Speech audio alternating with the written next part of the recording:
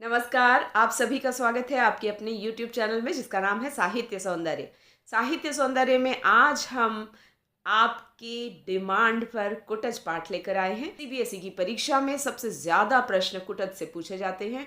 इसका एक प्रश्न तो निश्चित है प्रश्न पत्र में। 6 अंक की सप्रसंग व्याख्या भी इसी पाठ से पूछी जाती है। तो आइए जानते हैं कुटज में ऐसा क्या है। कुटज एक वृक्ष का नाम है। इसके लेखक हजारी प्रसाद द्विवेदी जी ने इस वृक्ष की विशेषताओं पर प्रकाश डाला है कि ये वृक्ष इतने कठिन परिस्थितियों में भी बड़ी शान से खड़ा है। तो ये वृक्ष कहाँ पर उगता है? पर्वत की श्रृंखलाओं पर, हिमालय पर्वत पर, जहाँ पर बर्फ ही बर्फ है, दूर दूर तक पानी का नामो निशान नहीं है। वहाँ से पत्थरों के बीच यह उगा हुआ पेड़ है और केवल यह वहाँ पर उगता नहीं है बल्कि शान से जीता है। लेखक कहते हैं शान से जीता है मतलब कि हरा भरा रहता है, उस पर फूल आच्छादित रहते हैं। इसलिए कुटज जो है मनुष्य को जीवन का खूबसूरत संदेश देता है कि विपरीत परिस्थितियों में भी मनुष्य को शान से जीना चाहिए। इस पूरे पाठ में यही संदेश छिपा हुआ है। सभी विद्यार्थियों से एक बात यहाँ कहना चाहूँगी कि ये जो पिंक कलर का आप बॉक्स देख रहे हैं, इसे आपको बड़े ध्यान से याद करना चाहिए। 2 नंबर के प्रश्न की बात हो, 6 अंक के सप्रसंग व्याख्या की। अगर आप बॉक्स को पढ़ लेते हैं तो इसमें से आप प्रश्न के सहज रूप से उत्तर लिख सकते हैं। यह एक तरह से इस पाठ का सार है। कुटज हिमालय पर्वत की ऊंचाई और सूखी शिलाओं के बीच उगने वाला एक जंगली पौधा है जिसमें फूल लगते हैं। लेखक कहते हैं इसी फूल की प्रकृति पर यह निबंध कुटज लिखा गया है। यह एक निबंध है कुटज। कुटज में न विशेष सौंदर्य है, इस फूल में कोई खास सुंदरता नहीं है, ना ही उसमें सुगंध है। फिर भी लेखक ने उसमें मानव के लिए एक संदेश पाया है। कुटज में अपराजेय जीवन शक्ति है।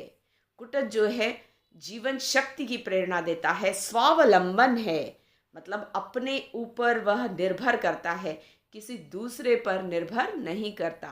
आत्मविश्वास है उसमें और विषम परिस्थितियों में भी शान से जीने की क्षमता है। यह सब खूबियाँ जो है हमारे कुटज में हैं। आपको इस पाठ से ये बात याद रखनी है। तो आइए पढ़ते हैं पाठ कुटज। इस पाठ की एक एक लाइन आपको बड़े ध्यान से पढ़नी है क्योंकि 6 अंक की सप्रसंग व्याख्या इसी पाठ से पूछी जाती है। तो आइए पढ़ते हैं पाठ। शिवालिक की सूखी नीरस पहाड़ियों पर मुस्कुराते हुए वृक्ष द्वंद्वातीत हैं, अलमस्त हैं, मतलब अपनी ही मस्ती में हैं। शिवालिक की जो पर्वत श्रृंखलाएं हैं, वहाँ पर जो पेड़ हैं ऐसे ऊंचे ऊंचे खड़े हुए, वो अपनी ही मस्ती में हैं, अलमस्त हैं। मैं किसी का नाम नहीं जानता, कुल नहीं जानता, शील नहीं जानता, पर लगता है ये अनादिकाल से मुझे जानते हैं। ऐसा लगता है कि ये पेड़ मुझे जानते हैं, मैं इन्हें जानता हूँ लेकिन मैं इनका नाम नहीं जानता। इन्हीं में एक छोटा सा ठिंगना सा, ठिंगना क्या होता है? जिसकी हाइट कम होती है उसे ठिंगना कहते हैं। तो इस वृक्ष की जिसकी चर्चा हम कर रहे हैं वो बहुत छोटा सा है हाइट में, जिसके पत्ते चौड़े और बड़े हैं। फूलों से तो ऐसे लदा है कि बस कुछ पूछिए मत। लेखक कहते हैं मुस्कुराता जान पड़ता है। अब आप बोलोगे पेड़ कैसे मुस्कुरा सकता है? तो पेड़ मुस्कुराता क्यों है? क्योंकि इस पर बहुत सारे फूल लगे हुए हैं, फूलों से आच्छादित है, ऐसे लगता है मानो मुस्कुरा रहा है। तो यहाँ पेड़ का मानवीकरण किया गया है। मानवीकरण, आपको ये याद रखना है कि यहाँ पर कुटज वृक्ष का मानवीकरण किया गया है। लगता है पूछ रहा है कि क्या तुम मुझे भी नहीं पहचानते? पहचानता तो अवश्य हूँ, जानता हूँ, लगता है बहुत बार तुम्हें देख चुका हूँ, पहचानता हूँ, उजाड़ के साथ ही तुम्हें अच्छी तरह से पहचानता हूँ, नाम भूल रहा हूँ, प्रायः भूल जाता हूँ। तो लेखक को कुटज का नाम नहीं याद आ रहा है। पेड़ को देखकर वो कह रहे हैं मैंने बचपन से इस पेड़ को देखा है, यह तो बहुत जाना माना पेड़ है। उजाड़ का साथी कहा है लेखक ने उसे, क्योंकि वहाँ पर कोई भी पेड़ टिकते नहीं हैं। जो फूल वाले कोई पेड़ वहाँ पर दिखाई नहीं देते। केवल एक कुटज ही है जो फूलों से आच्छादित बड़ी शान से वहाँ पर खड़ा हुआ है। रूप देखकर प्रायः पहचान जाता हूँ, नाम याद नहीं आता। पर नाम ऐसा है कि जब तक रूप के पहले हाजिर ना हो जाए तब तक रूप की पहचान अधूरी रह जाती है। भारतीय पंडितों का सैकड़ों बार कचरा निचड़ा प्रश्न सामने आ गया कि मुख्य रूप है या नाम। इस पर भी प्रश्न आ सकता है। जैसे लेखक यहाँ पर पूछते हैं नाम बड़ा है या रूप बड़ा है। अगर हम किसी के बारे में बात करते हैं और कहते हैं वह लड़की, तो अब हमें क्या पता इतनी सारी लड़कियों में से कौन सी लड़की की बात हो रही है। लेकिन जब हम नाम लेकर बोलेंगे कि सारिका, तो यकीनन हम सारिका की भी बात कर रहे होंगे। तो यहाँ पर एक बहस का मुद्दा लेखक छेड़ते हैं कि नाम ज्यादा महत्वपूर्ण है या व्यक्ति का रूप। पद पहले या पदार्थ पहले आता है। पद नहीं सूझ रहा है, मन व्याकुल हो गया है। लेखक कहते हैं मन व्याकुल हो गया कि आखिर इसका नाम क्या है। पंख फैलाकर दूर अतीत के कोनों में झांकता रहा, सोचता हूँ इतनी व्याकुल होने की क्या बात है, नाम में आखिर रखा ही क्या है। जब लेखक को नाम याद नहीं आता तो कहते what is there in a name, नाम की जरूरत ही क्या है। देने को तो 100 नाम दिए जा सकते हैं, तो इस तरह कई नाम दिए जा सकते हैं। सुष्मिता, गिरिकांता, वन प्रभा, शुभ्र किरीटिनी, विजितात्पा, अलका वसंता, बहुत से नाम। तो इस तरह कई सारे नाम दिए जा सकते हैं। ये लड़कियों के नाम हुए। लेखक कहते हैं पौरुष व्यंजक नाम भी हम याद कर सकते हैं। अकुतोभ है, गिरिगौरव, कुटोल्लास, अपराजित, धरती धकेल, पाताल फोड़, पाताल भेद, पहाड़ फोड़, इस तरह से कई नाम दिए जा सकते। अब ये पहाड़ फोड़, पाताल भेद नाम क्यों दिए हैं लेखक ने पहाड़ पेड़ को? क्योंकि ये पेड़ की विशेषता है कि वो इतनी गहरी उसकी जड़ें पत्थरों को फाड़ कर नीचे तक जाकर अपना भोग्य खींच लाती है। अर्थात इसमें इतनी ताकत है इस पेड़ में कि पत्थरों का सीना चीर कर भी अपने भोग्य को खींच कर निकाल के लाने में सक्षम है। इसलिए इसको नाम दिए हैं लेखक ने पाताल भेद, पहाड़ फोड़। पर मन नहीं मानता और नाम दिया भी जा सकता है शिलाजीत, धरती धकेल, पहाड़ फोड़, पाताल भेद, पर मन नहीं मानता। लेखक कहते हैं नाम इसलिए बड़ा नहीं कि वह नाम है, नाम इसलिए बड़ा होता है क्योंकि उसे सामाजिक स्वीकृति मिली होती है। अब इस पर प्रश्न आता है कि नाम बड़ा है या रूप, तो आपको लिखना है नाम बड़ा है क्योंकि नाम को सामाजिक स्वीकृति मिली होती है। समाज में उस व्यक्ति को उस नाम से ही जाना जाता है, उस पर उसकी मोहर लगी होती है। रूप व्यक्ति सच है, नाम समाज सत्य है। तो नाम की वजह से समाज उसे जानता है। अगर मैं कहूँगी सेब, तो मैं सेब को सेब ही कह रही हूँ। आप केले को सेब नहीं कहोगे, आप भी सेब को सेब ही कहोगे।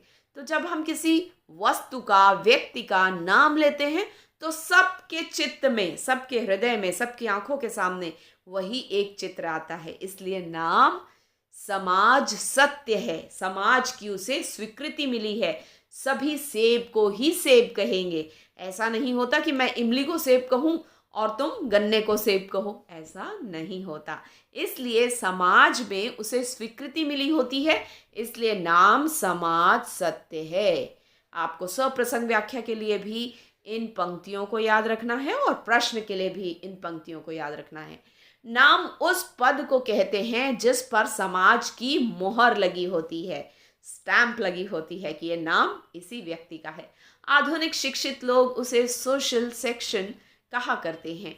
मेरा मन नाम जानने के लिए व्याकुल है। समाज द्वारा स्वीकृत, इतिहास द्वारा प्रमाणित, समष्टि मानव की चित्त गंगा में स्नात, मतलब ऐसा नाम जो सबके हृदय में समाया हुआ हो, उसकी इच्छा लेखक करते हैं कि मुझे उसका नाम याद आ जाए। इस गिरिकूट बिहारी का नाम क्या है? अब मन दूर दूर तक उड़ रहा है, देश में, काल में। तो इस तरह से सोचते सोचते सोचते अचानक लेखक याद करते हैं कि अरे, यह तो कुटज है। संस्कृत साहित्य का बहुत परिचित किंतु कवियों द्वारा अवमानित, मतलब कवियों ने इसकी थोड़ी सी इंसल्ट की है। यह छोटा सा शानदार वृक्ष कुटज है। कुटज कहा गया होता तो इस वृक्ष को कुटज कहने में विशेष आनंद मिलता। कुटज अर्थात जो कुट से पैदा होता है। कुट अर्थात घड़े को भी कुट कहते हैं, घर को भी कुट कहते हैं। इस पर भी उन्होंने चर्चा की है। उन्होंने कहा इसका नाम कुटज क्यों रखा होगा? घड़े के अंदर से निकला होगा, इसलिए कुटज कहा होगा। तो आगे वे कहते हैं घर को भी तो कुटज कहते हैं। कुट अर्थात घड़े से उत्पन्न होने के कारण प्रतापी अगस्त्य मुनि को भी कुटज कहते हैं। घड़े से तो क्या उत्पन्न हुए होंगे, कोई और बात रही होगी। संस्कृत में अब यहाँ पर व्यंग करके लेखक छोड़ देते हैं कि कुछ और बात रही होगी। कुटिया या कुटीर शब्द भी कदाचित इसी से संबद्ध है। क्या इस शब्द का अर्थ घर ही है? लेखक कहते हैं देखते हैं इस शब्द का अर्थ क्या रहा होगा, क्यों इसका नाम कुटज रखा होगा। ये इतना क्यों सोच रहे हैं लेखक? क्योंकि लेखक एक आलोचक है। हर बात की गहराई में जाना, हर बात की तह में जाना उनकी आदत है। वे शब्दों से परिचय करते हुए जानना चाहते हैं कि इस वृक्ष का नाम आखिर कुटज ही क्यों है। घर में कामकाज करने वाली दासी कुटकारिका या कुठारिका कही जा सकती है। एक जरा गलत ढंग की दासी को कुटनी भी कहा जाता है। जैसे मंथरा है, उसे कुटनी कहते हैं क्योंकि वह नकारात्मक बुद्धि की स्त्री है। संस्कृत में उसकी गलतियों को थोड़ा अधिक मुखर करने के लिए उसे कुट्टनी कह दिया जाता है। अगस्त्य मुनि भी नारद जी की तरह दासी के ही पुत्र थे क्या? घड़े में पैदा होने के तो कोई तुक दिखाई नहीं देते, न मुनि कुटज के सिलसिले में, ना ही फूल कुटज के सिलसिले में। तो लेखक कहते घड़े में तो ना कुटज फूल पैदा हो सकता है, ना ही अगस्त्य मुनि पैदा हो सकते हैं। फूल गमले में होते अवश्य हैं, पर कुटज तो जंगल का सैलानी है, जंगल में रहने वाला वृक्ष है ये। उसे घड़े या गमले से क्या लेना देना? शब्द विचारित तेजक अवश्य है, कहाँ से आया? मुझे तो इसी में संदेह है कि वह आर्य भाषाओं का शब्द है भी या नहीं। तो अब लेखक यहाँ पर उसकी गहराई तक पहुंच रहे हैं कि यह शब्द आखिर आया कहाँ से। बहरहाल यह कुटज कुटज है। मनोहर कुसुम स्तवकों से आषाढ़स्य प्रथम दिवसे रामगिरी पर यक्ष को जब मेघ की अभ्यर्थना करने के लिए नियोजित किया गया तो कमबख्त को ताजे कुटज फूलों से अंजलि देकर ही संतोष करना पड़ा। चंपक नहीं, बकुल नहीं, नीलोत्पल नहीं, मल्लिका नहीं, इस कुटज के पुष्प से अर्घ्य देकर उन्होंने मेघ की अभ्यर्थना की होगी। तो आपको याद रखना है यहाँ पर कि आषाढ़ के प्रथम दिवस पर, आषाढ़ मतलब बरसात के प्रथम दिवस पर जब मेघ की पूजा करनी थी, मेघ अर्थात बादल, बादलों की जब कालिदास को पूजा करनी थी तो उन्हें पहाड़ों पर कोई फूल नहीं मिला, चंपक नहीं मिला, नीलोत्पल नहीं मिला, मल्लिका नहीं मिली, अरविंद नहीं मिला। अरविंद क्या है? कमल का फूल। तो ये कोई फूल उन्हें नहीं मिले। उन्हें बेचारे कुटज को ही अंजलि के रूप में उन्हें सौंपना पड़ा। किसे? अभ्यर्थना करनी पड़ी मेघ की। मेघ की पूजा उन्होंने इसी कुटज के पुष्पों से की। शिवालिक की इस अनत्युच्च पर्वत श्रृंखला की भांति रामगिरी पर भी उस समय कोई और फूल नहीं मिला होगा। कुटज ने उसके संतप्त चित्त को सहारा दिया था। बड़ा भागी फूल है यह। लेखक कहते हैं बड़ा भागी फूल है ये, धन्य हो ये फूल जो वहाँ पर जब कोई फूल नहीं मिला तो जो कालिदास है उनको, उनके चित्त को, उनके हृदय को शांति इसी फूल ने दी थी। क्योंकि जहाँ कोई फूल नहीं खिला वहाँ जाकर यह फूल खिला है। धन्य कुटज, तुम तो गाड़े के साथी हो। Very important question. तो यह क्वेश्चन जो है बहुत इंपॉर्टेंट है। इसे अक्सर पूछा जाता है कि कुटज को गाड़े का साथी क्यों कहा गया है। कुटज को गाड़े का साथी इसलिए कहा गया है क्योंकि विपरीत परिस्थितियों में भी वह शान से खड़ा हुआ है। जहाँ पर अन्य कोई पेड़ पौधा टिकता नहीं है, वहाँ यह एकमात्र ऐसा पौधा है जो कि शान से खड़ा हुआ है, भरा पूरा फूलों से आच्छादित है। फूलों का यह एकमात्र पौधा वहां पर दिखाई देता है, इसलिए इसे गाड़े का साथी कहा गया है। लेखक कहते हैं कुटज के ये सुंदर फूल बुरे तो नहीं, जो कालिदास के काम आया हो उसे ज्यादा इज्जत मिलनी चाहिए, लेकिन मिली कम। पर इज्जत तो नसीब की बात है। रहीम को मैं बड़े आदर के साथ से स्मरण करता हूँ। दरिया दिल आदमी थे, पाया सो लुटाया। लेखक अब रहीम दास जी की बात करते हैं, जिनके दोहे आपने पढ़े हुए हैं अक्सर। तो रहीम दास जी के बारे में वे कहते हैं कि रहीम दास जी बड़े दरिया दिल आदमी थे। जो उन्हें मिलता था राज दरबार से सब गरीबों पर लुटा देते थे। और रहीम दास जी ने एक बार कुटच के साथ बड़ी बेइज्जती की, लेकिन दुनिया है कि मतलब से मतलब रखती है, रस चूस लेती है और छिलका और गुठली फेंक देती है। अर्थात लोग दूसरों का इस्तेमाल करके उन्हें दूध की मक्खी की तरह निकाल कर फेंक देते हैं, जिस तरह से गुठली और छिलका फेंक दिया जाता है रस चूस लेने के बाद। सुना है रस चूस लेने के बाद रहीम को भी फेंक दिया गया। एक बादशाह ने आदर के साथ बुलाया, दूसरे ने फेंक दिया। हुआ ही करता है। तो अब रहीम जो है राज दरबार में कवि हुआ करते थे। जब उन्हें किसी राजा ने अपने दरबार में से हटा दिया तो रहीम दास जी थोड़े से नाराज हुए, और नाराज हुए तो उन्होंने अपना गुस्सा किस पर निकाला? कुटज पर निकाला। तो कवि ने अपना गुस्सा कुटज पर निकाला है, ऐसा लेखक हजारी प्रसाद द्विवेदी जी ने क्यों कहा है? इस प्रश्न के उत्तर में आप लिख सकते हैं कि जब उन्हें राज दरबार से निकाल दिया गया तो रहीम ने कुटज का जिक्र करते हुए एक दोहा लिखा। उन्होंने उसमें क्या लिखा, आगे पढ़ते हैं। इसे रहीम का मोल तो घट नहीं जाता, उनकी फकड़ाना मस्ती कहीं नहीं गई। अच्छे भले कद्रदान थे, लेकिन बड़े लोगों पर कभी कभी ऐसी वितृष्णा सवार होती है। वितृष्णा क्या होती है? अरुचि सवार होती है कि गलती कर बैठते हैं। लेखक कहते हैं मन खराब रहा होगा, लोगों की बेरुखी और बेकदरी से वे मुरझा गए होंगे। ऐसी ही मनस्थिति में उन्होंने बेचारे कुटज को एक चपत लगा दी। तो यहाँ कुटज का फिर से मानवीकरण किया गया है कि कुटज को उन्होंने एक थप्पड़ लगा दिया। झुंझलाए हुए थे, कह दिया कि रहीम अब बिरछ कहाँ जिन पर छा गंभीर, बागन बिच बिच देखियत सेहुड़ कुटज करीर। तो रहीम दास जी कहते हैं अब तो वैसे खूबसूरत वृक्ष कहाँ देखने को मिलते हैं राज दरबार में। अब जो बाग है, बगीचे हैं, उनके बीच भी सेहुड़ कुटज करीर जैसे बेकार के वृक्ष भरे पड़े हैं।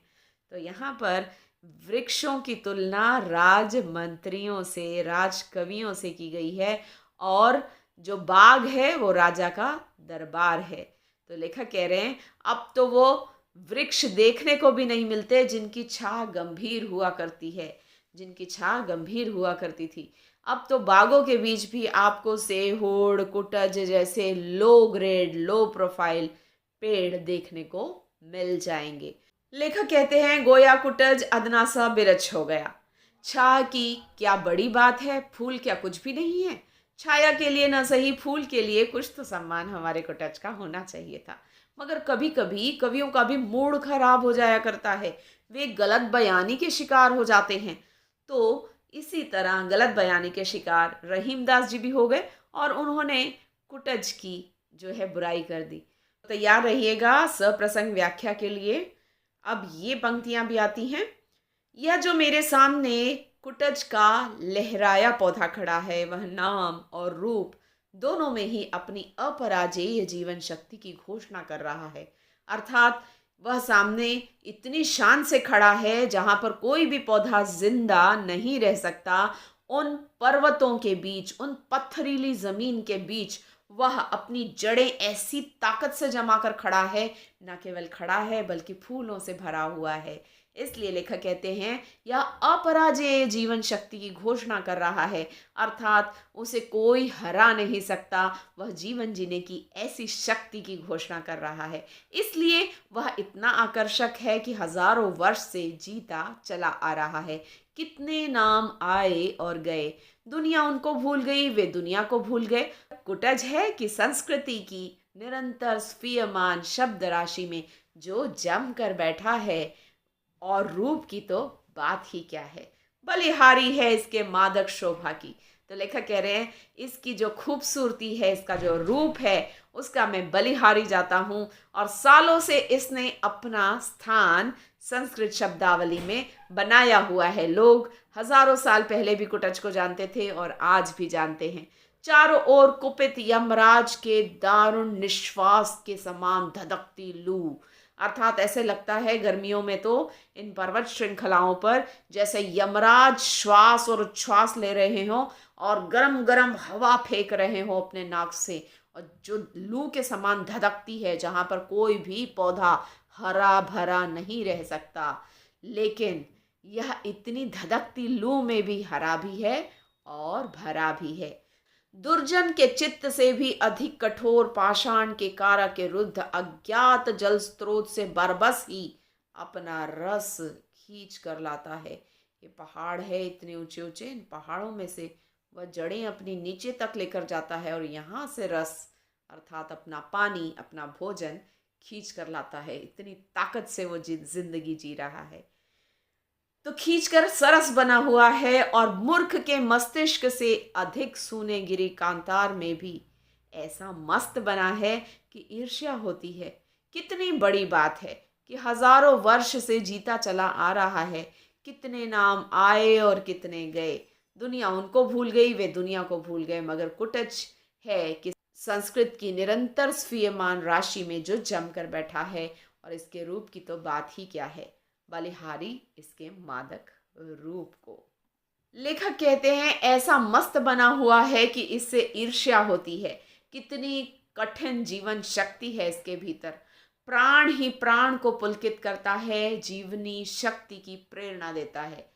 दूर पर्वतराज हिमालय की आच्छादित चोटियां, हिमालय की चोटियां मतलब यहाँ बर्फ छाई हुई है सब तरफ, तो वहीं कहीं महादेव समाधि लगाकर बैठे होंगे। नीचे सपाट पथरीली जमीन का मैदान है, कहीं कहीं पर्वत नंदिनी सरिताएं आगे बढ़ने का रास्ता खोज रही होंगी। बीच में चट्टानों की उबड़ खाबड़ जटाभूमि है, सूखी नीरस कठोर। यहीं आसन मार कर बैठे हैं मेरे चिर परिचित दोस्त कुटच। तो लेखक कुटच को अपने दोस्त कहते हैं। यहाँ पर महादेव बैठे हैं, ये महादेव है समाधि लगाकर, ये उनके पैर हैं और ये उनका अगर मुंह देखा जाए ये उनके हाथ है।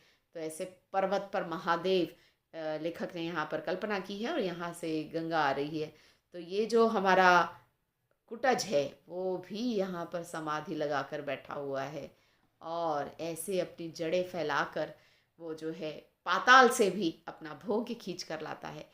समाधिस्थ मतलब समाधि में बैठे हुए महादेव के साथ यह शान से खड़ा है।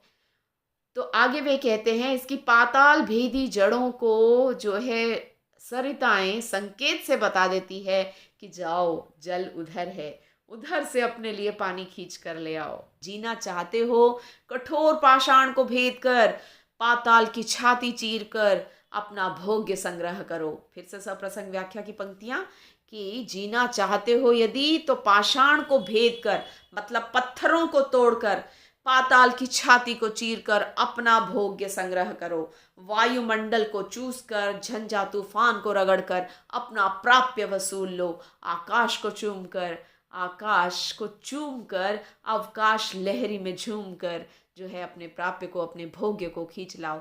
अर्थात विपरीत परिस्थितियां जीवन में आएगी, पत्थर की तरह चट्टानें मुसीबतें जीवन में आएगी, उन्हें तोड़कर हमें आगे बढ़ना है। जैसे हमारे कुटज की जो ये जड़ें हैं वे पत्थरों को तोड़कर आगे बढ़ती है, वैसे हमें जीवन में परेशानियों के जो पत्थर हैं उनको तोड़कर अपने जीवन को सबल बनाना है, अपने जीवन को जीने लायक बनाना है, अपने भीतर शक्ति ऊर्जा का संग्रह करना है। लेखक कहते हैं दुरंत जीवन शक्ति है, कठिन जीवन उपदेश है, जीना भी एक कला है। लेकिन कला ही नहीं, जीना एक तपस्या है। जियो तो प्राण ढाल दो जिंदगी में। सप्रसंग व्याख्या की पंक्तियां हैं, ये ध्यान से सुनिए। जियो तो प्राण ढाल दो जिंदगी में, ढाल दो जीवन के रस के उपकरणों में। अर्थात जो भी समस्याएं रास्ते में आए उन्हें सहर्ष ढकेलते हुए आगे बढ़ते चलो। समस्याओं को जिंदगी की पजल्स की तरह सॉल्व करने में उसके लिए अपना दिमाग चलाओ और हर समस्या का हल है। वो आज नहीं तो कल है, लेकिन हल हर समस्या का है। यही जीवन संदेश हमें यह कुटज देता है। कुटज बताता है कि पत्थर है जहां वो खड़ा हुआ है, वहां कोई मिट्टी नहीं है, वहां कोई पानी नहीं है, फिर भी वो पत्थरों का सीना फाड़ कर उसकी जड़ें नीचे तक जाती है और अपना भोजन खींच कर लाती है। वैसे जीवन में आने वाली कठिन परिस्थितियों में आपको जीने के लिए जीवन में खुद को ढाल देना है। जीवन में खुद को ढाल दो जिंदगी में, ढाल दो जीवन रस के उपकरणों में। ठीक है, लेकिन क्यों? क्या जीने के लिए जीना ही बड़ी बात है? सारा संसार तो अपने मतलब के लिए जी रहा है। याज्ञवल्क्य बहुत बड़े ब्रह्मवादी ऋषि थे। उन्होंने अपनी पत्नी को विचित्र भाव से समझाने की कोशिश की थी कि सब कुछ स्वार्थ के लिए है। पुत्र के लिए पुत्र प्रिय नहीं होता, पत्नी के लिए पत्नी प्रिय नहीं होती, सब अपने मतलब के लिए होते हैं। तो अब आप कहोगे कि बेटा तो सबको प्यारा होता है, माँ बाप का बेटे से कोई मतलब नहीं होता। ये कहने की बात है। माता पिता बच्चे से बेशक पैसा नहीं चाहते, लेकिन ये ज़रूर चाहते हैं कि वे बच्चे बड़े होकर उनका नाम रोशन करें। तो पैसे की उम्मीद नहीं है तो नाम रोशन करने की उम्मीद है, नाम रोशन करने की उम्मीद नहीं है तो पैसे की उम्मीद है। कोई ना कोई उम्मीद तो हर रिश्ते के साथ जुड़ी हुई है।